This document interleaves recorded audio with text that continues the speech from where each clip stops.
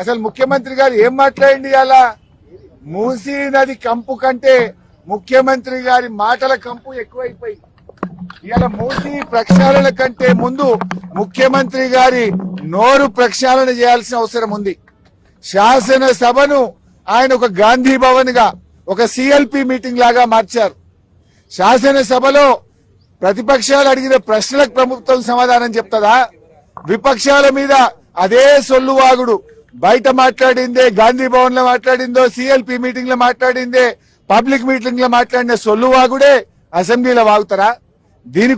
దీనికోసమైనా assembly సమావేశాలు పెట్టింది. నేను సూటిగా అడిగిన మూసీకి తెచ్చే నీళ్లు కాళేశ్వరంలోని మల్లన్న సాగర్ ప్రాజెక్ట్ నుంచే తెస్తున్నారా అని అడిగాను. సమాధానం లేదు. మూసీకి మేము వ్యతిరేకం కాదు, మూసీలో పేదల ఇండ్ల కూల్చివేతకు వ్యతిరేకం. ఆ పేదలకు 2013 చట్టం ప్రకారంగా డబ్బులు ఇచ్చారా? ఇస్తే వివరాలు చెప్పండి అని అడిగాం. ₹1 ఇవ్వలేదు. వాళ్ళ ఇండ్లు కూలగొట్టి కేసీఆర్ గారు కట్టించిన డబుల్ బెడ్రూమ్లు ఇచ్చి పంపించారు. మేమేమో బాధ్యతాయుతంగా పేదల పక్షాన, ప్రజల పక్షాన మేం మాట్లాడాం.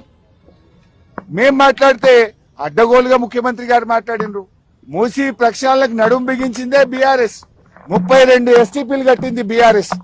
మరో 39 ఎస్టీపీలు కట్టడానికి అమృత్ ప్రాజెక్ట్ లో ప్రతిపాదనలు పంపిందే బీఆర్ఎస్. వాటి గురించి మేము మాట్లాడినాం.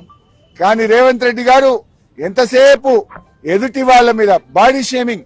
నువ్వు పొడుగు ఎక్కున్నావు, నువ్వు అద్దాలు పెట్టుకున్నావు, ఏం చిల్లర మాటలు. నువ్వు ముఖ్యమంత్రివా, ఏమన్నా స్ట్రీట్ రౌడీవా?